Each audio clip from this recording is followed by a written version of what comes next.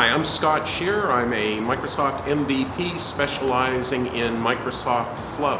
And what I'd like to talk about is the Flow community site.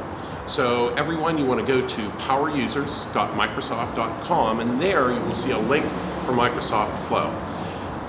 When you get there, what you will see is the best place to answer and ask questions that exist on the entire internet for Microsoft Flow. By asking a question on the Flow community site, you'll be taking advantage of a global community of people interested in Flow, including Flow MVPs and other interested parties. In addition to that, this is the only place you're going to find that Microsoft is actually paying people to answer your questions. In a way, you can think of it as free paid support. There are no questions that are too complicated or too simple to ask on the Flow community site. You can search the site and probably find answers to your questions have already been offered. Now, I will tell you a secret. The secret is I learned Flow from the Flow community site. I found questions I didn't know the answers to.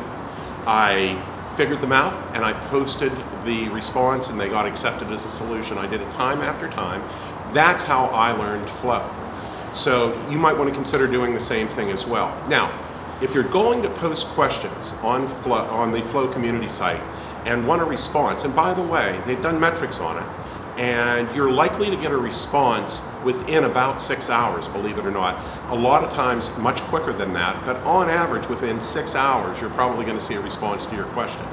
But if you do post a question on the Flow community site, remember this: the more information you can give, the better, the more likely you're going to get a response that answers your question or fixes your problem.